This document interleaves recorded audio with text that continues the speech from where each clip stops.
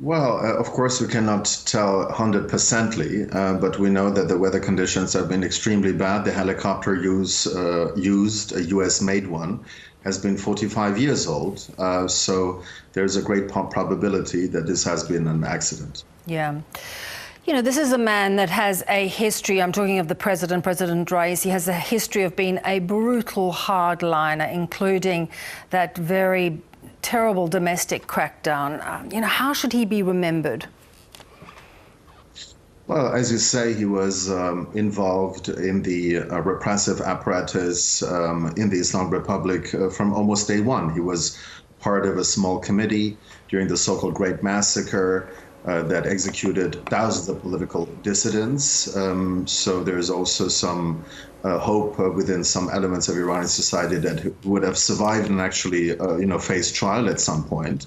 And later on, he was handpicked by the supreme leader. He was basically the chief of the largest, economic empire, religious economic empire in the country. Then he was chief of justice, and later on a president with no political profile whatsoever, and also no charisma.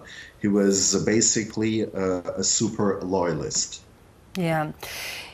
Did he have more influence on foreign policy than most presidents when we look at the fact that he was a sponsor of terrorist organizations like Hamas and Hezbollah and the Houthi rebels, even that first direct attack on Israel? Well, if you look at the institutional setup of the Islamic Republic, you see that the de facto head of state is not the president. The most powerful figure is, of course, the supreme leader. And also the center of power consists not of the president, but of the supreme leader's so-called office, which is a quasi-parallel government, plus the Islamic Revolutionary Guard Corps. So those are the centers of power. And in comparison to other presidents, as I said earlier, his profile was very bleak. And he would also not be able to, so he was not someone who was, who was strategic or who was giving, a kind of orientation in foreign policy. He was just implementing whatever the supreme leader would order him to do. So when the supreme leader says there'll be no change in direction, we need to take him at face value. Well, that's quite a good analysis of the political structure in Iran because, but then again, the Islamic Republic faces a crisis now, not only concerning the succession of the supreme leader himself, where also former President Raisi was part of a very small committee talking about succession of the supreme leader. And now another succession is due, that for the presidency, within 50 days, a new president ought to be elected, according to the Constitution. And given the nationwide disillusionment with the regime and historically low voter turnouts, this is going to be also an interesting day, so to speak. Yeah, so let's talk about that. Firstly, who do you think the likely successor to Raisi may be? Well, it's totally unclear at this point. For now, his basically right hand is going to take over the task of the president. And we'll see, whether, other powerful figures, for instance, the Speaker of Parliament, Ghalibaf, a former mayor who's also traded as a potential next president, going to be able to assume the presidency. But then again, we're going to see probably the repetition of very low voter turnout also when a next presidential round will be announced. Raisi was considered very close to the supreme leader and his possible successor.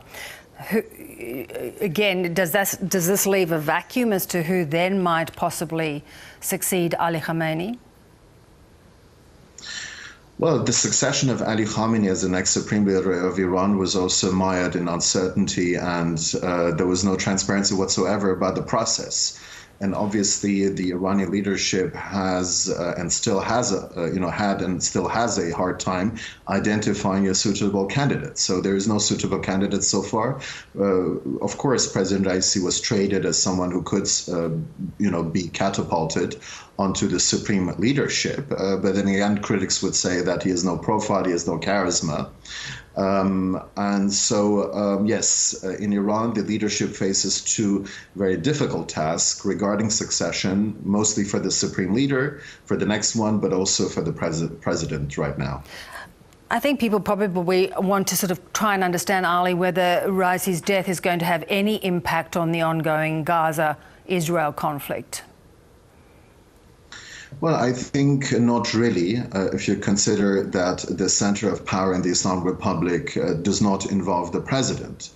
And Iran's regional policies are very much directed by the already mentioned center of power, that is Supreme Leader Ali Khamenei's so-called office and the Islamic Revolutionary Guard Corps. Those are the ones who are calling the shots in Iran's strategy, also in the context of the war in Gaza, also against Israel, also when it comes to Iranian-sponsored militias in the region. So Raisi has not been a key figure in Iran's regional policies. Good to speak to you. Thanks so much for your time. Thank you.